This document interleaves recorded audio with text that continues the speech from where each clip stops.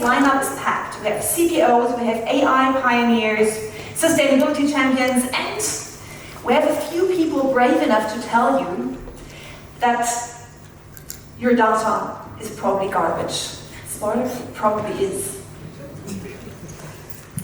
We'll go from AI strategy to negotiation speed, from India's FTA opportunities to the talent pipeline crisis. And yes, there will be coffee, plenty of it. Outside, you'll have time to drink it and also to get some snacks and to connect. I, and specifically we, everybody wants to thank our sponsors of today. We have Spendesk, who's our diamond sponsor. We have Integrity Next, our gold sponsor. We have 2 startup sponsors, Bluebox and Mitra. And our connectivity partner is One Global. So thank you very much for making this possible today.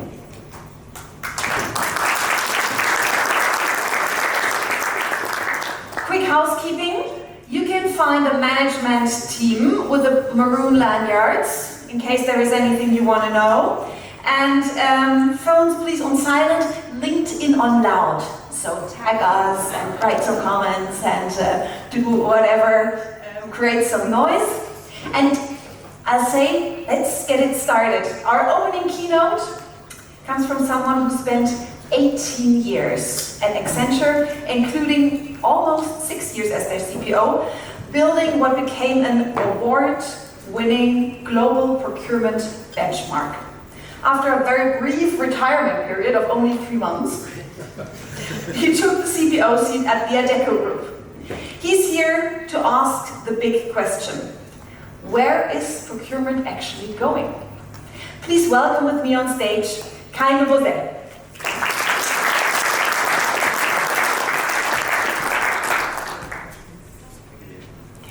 Thank you, Pia. Can you hear me? Oh, okay. We tried microphone and I said I don't need a microphone now. Now I need to speak with silent voice. So good morning, everybody. And Pia, I thought I'm the provoker today. Be my guest. So let me try. And it's probably you wonder why is such an old guy standing in front of an AI digital summit. I also don't know. But maybe I try to take you in the next 20 minutes a little bit through my last 32 years.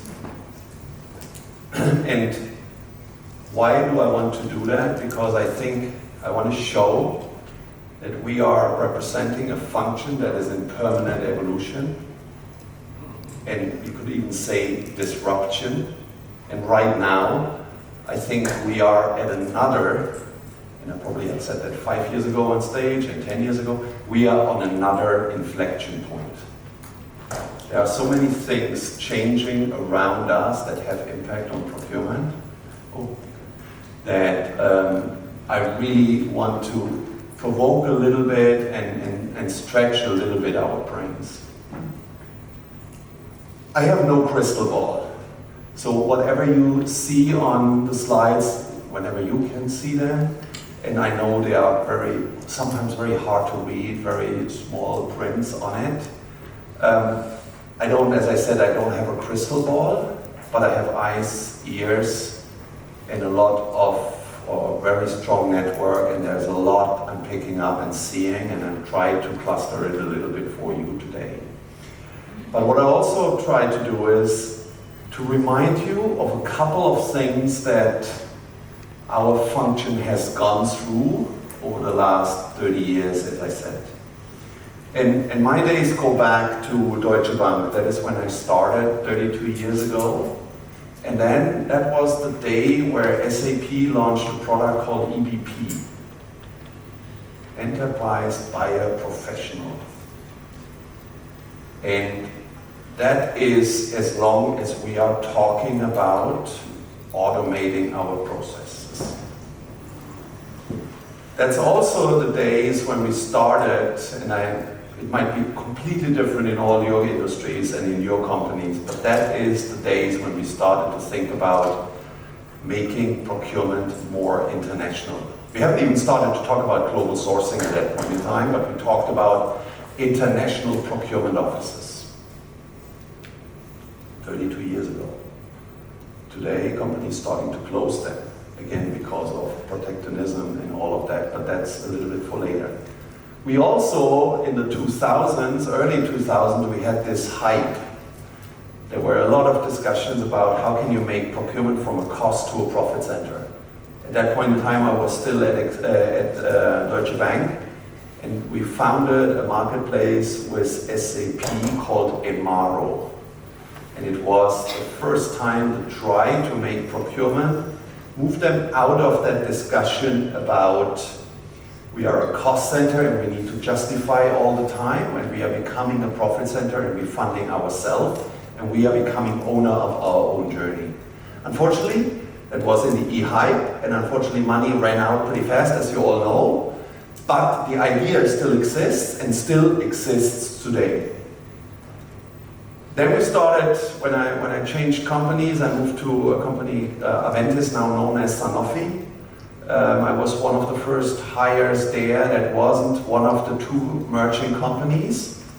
And that was the days when we started to talk about category management, global sourcing, when the philosophical discussion came up, Ariba versus Coupa, which seems to be an evergreen. I'm sure it's still up and running. And when I was a consultant, every time I was at a client, the first question was, do you think we should change from A to B or A to C in that logic?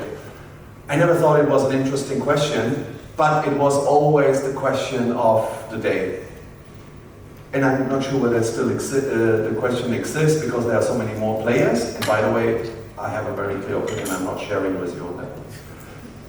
Then there was the big hype on shared services, efficiency benchmarks. That's the day also when I moved to Accenture, and then the hackers of the world told us how much money we should cost to run a function and how much we had to return. Interesting discussion, but as we all know, don't trust any statistic that you haven't manipulated yourself. I personally also felt it was not giving the right direction, but it has been then the discussion forever, that after the Coupa versus Ariba, it became a central versus decentral. How do you run procurement? Central, decentral. Unbelievable, and we kept consultants busy for years to move the pendulum from A to B. Not sure whether it made it better or worse, but at least it made the consultants rich. Then we had the first e-sourcing hype, right? That's around that time as well. And you talk about everything had to have an E in front. E-contract management, E-catalog management, E-SRM, E-Giddy-Git. I don't know what else you can have on the E, but it became this automate crappy processes and then call them E-process. We also had then SRM. And then 2017, and that is the one I'm still like to quote, is my team and I, we published a study that I'm afraid is sometimes still quoted on summits and on stage, especially from people who have worked a lot with Accenture. It was a study where we talked about the first time to say, if procurement is not waking up and is not reconsidering its purpose, we will become a procurement organization of one. And what that means was, the one is a system administrator who runs the digital processes that technology can do to run the very traditional procurement space. So if we are not moving, and in the last 10 years we radically moved, but at that point in time we really wanted to provoke to say, if we're not waking up, technology will take over. And if you think about one part of the procurement organization, which is you have a demand, you analyze your demand, you put the demand into the market, you negotiate, you contract, you order, you pay. In which of this process is a human adding value? Literally none. Again, I said I'm provoking, but it's literally none. where you really drive the impact is on how you manage the relationships, how you identify, how you manage a network, how you connect demand to the business, how you consult the business, and that is the day when business partnering started to become super interesting. And then we talked about analytics, innovation, ESG very lately as well. That's a little bit the journey.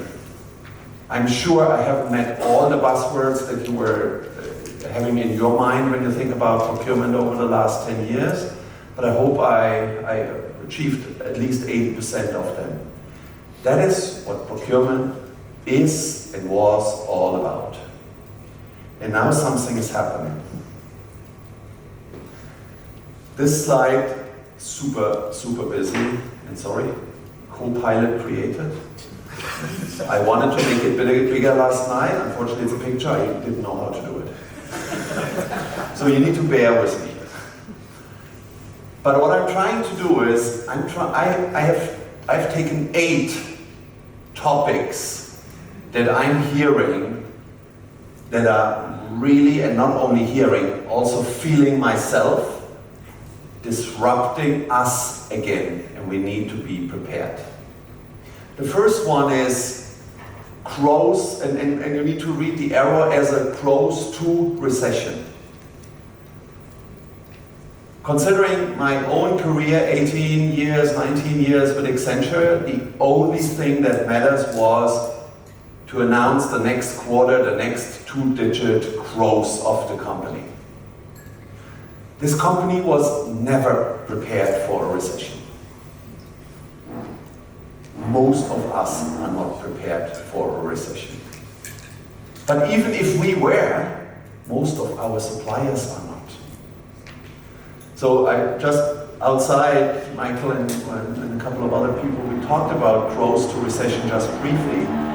Even if it's not, even if we are prepared, we can now talk an hour about what does that mean to our supply base? What does that mean to, we are now hung up with a supplier that may not exist tomorrow because they have not the capital stability to go through a recession.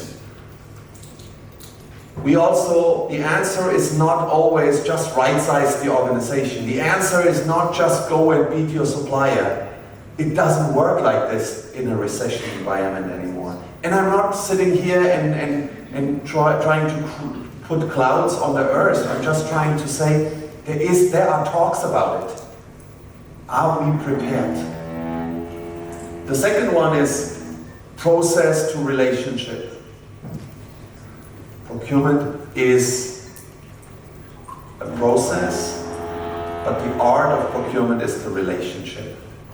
And if you just think about how many people you have in your team who are super good in process management, how many are good in relationships?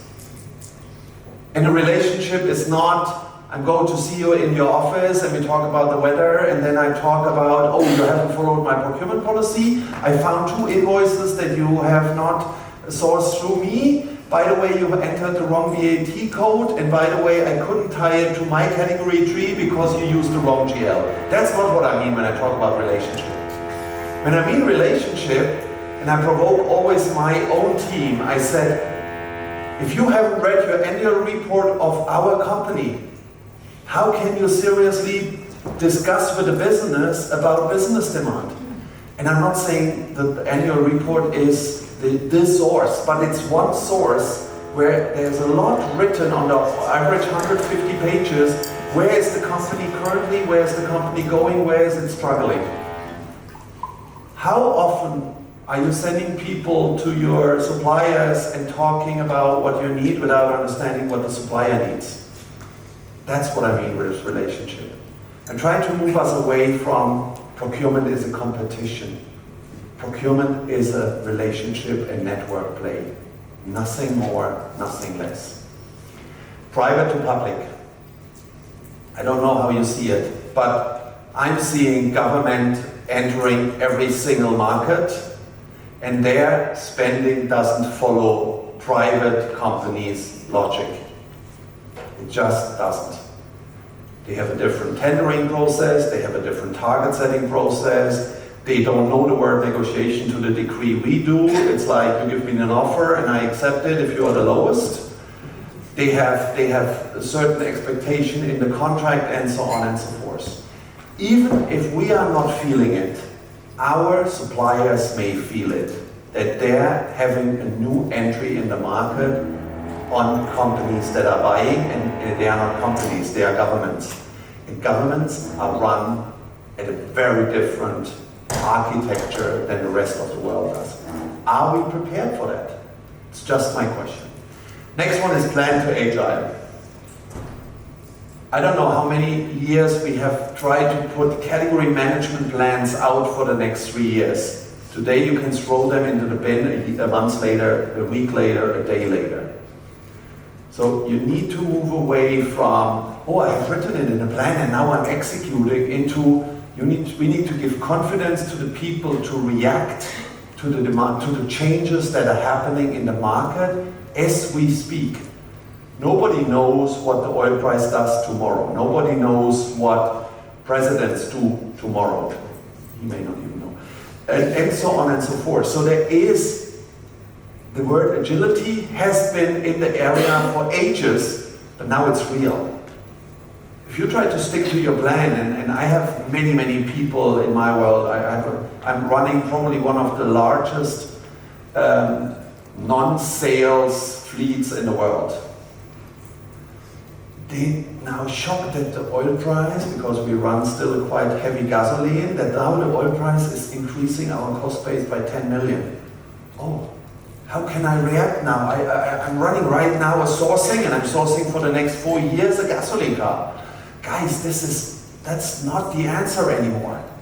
We should even think about, are you sourcing a car at all, or are we moving and flexibilizing? And I'm the CPO of a group who exactly does that to our clients, that if they don't know how to put their headcount out, they go with a flexible workforce called temp labor. That's what we provide.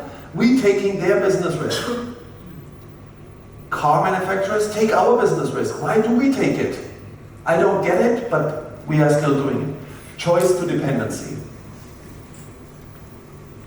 I think we all believe we have free choices whenever we run an event, whenever we run a sourcing. Right now, as we all probably do, we have a quite heavy IT technology installed base. The moment you have decided on a technology, you are locked. And I can tell you right now, I'm sitting in front of Microsoft and they're selling me the lowest price they can ever give me on Copilot. And they like to lock me in wall to wall with Copilot, and the moment I give them the finger, I can see already the dollar in 2029 4 times as high as it is today. But I have no chance the moment I'm locked in wall to wall to say, and tomorrow it's Gemini. It's just not possible.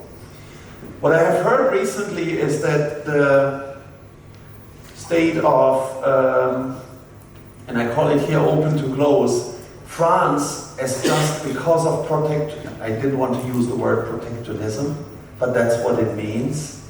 They have decided to move away, I heard, maybe it's wrong, to move away from Microsoft product in all the government.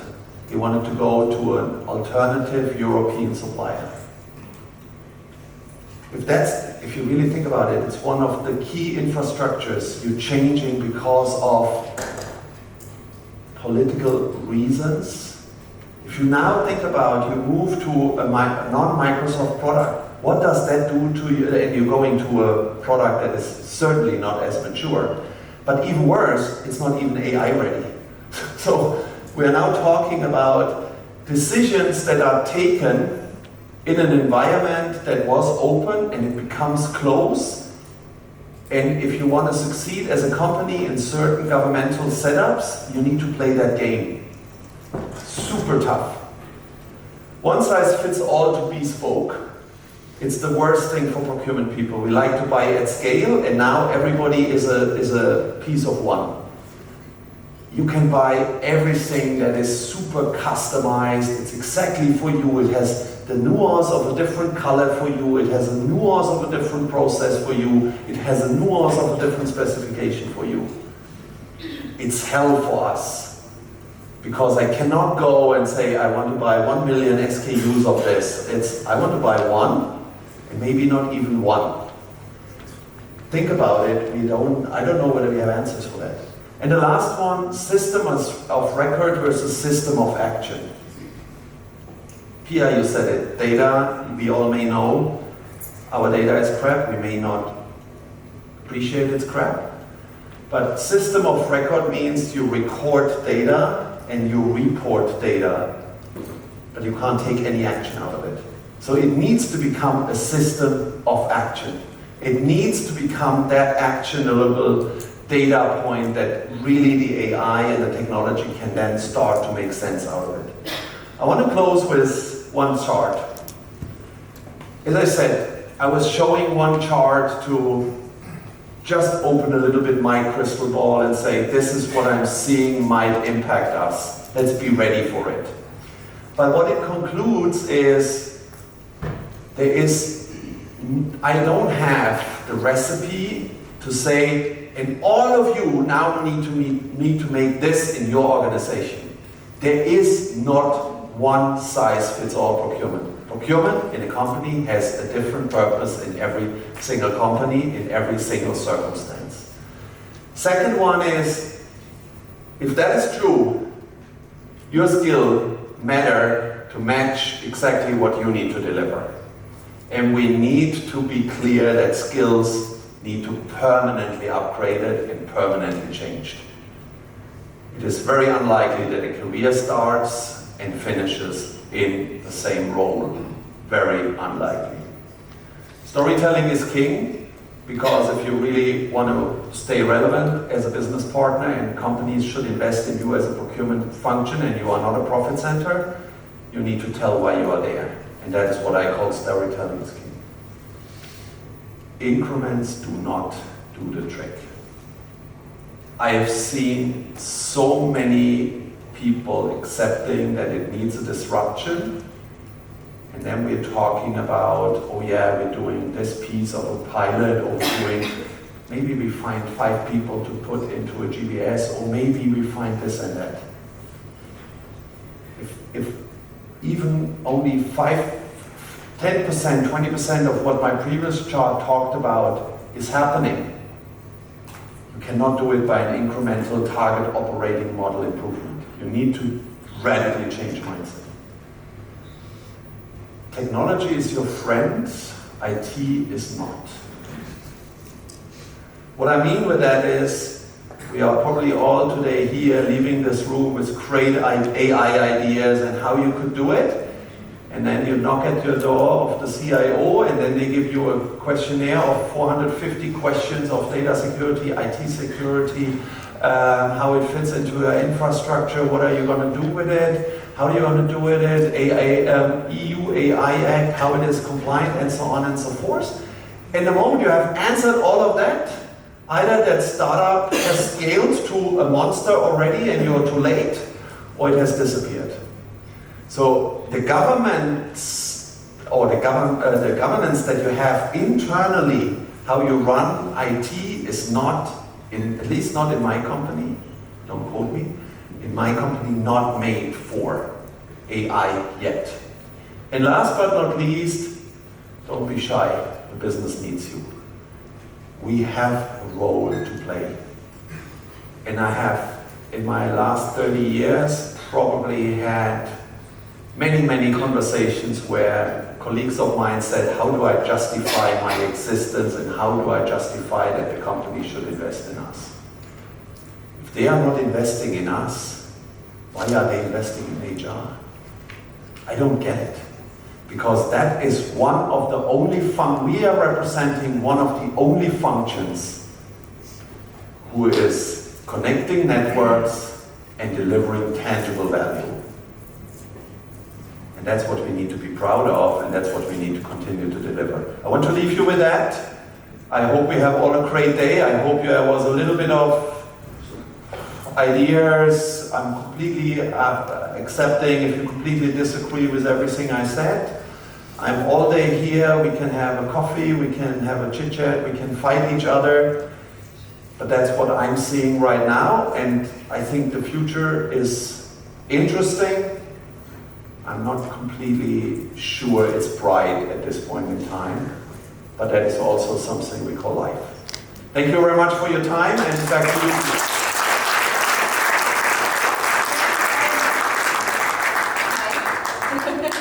Thank you for this introduction. I think, you couldn't have said it better. Are there any questions or contributions out of the room? Anybody has something? I can't see it too well, but I think Lena will be able to. You'll get a microphone in case you have a question. No? I can see a hand over there. Yeah, is there still hope for procurement? Other things that also excite you about the future? Everything else. Then I didn't bring it across well enough. Everything is exciting. The only point is we need to prepare ourselves. So, because what I'm take the public to private as an example, or private to public. If we're not preparing ourselves, our companies will hit the reality soon. And therefore, it's super exciting, but we need to think about it now. And we should not be shy to think about it now. At the wrong time is when somebody knocks at your door and says, I have realized something is happening, what is our answer? And then then ideally you said, oh, last management meeting we already discussed it, this is the way forward, this is our mitigation. So it's super exciting, but I know it's a little bit scary because it's a constant change and disruption.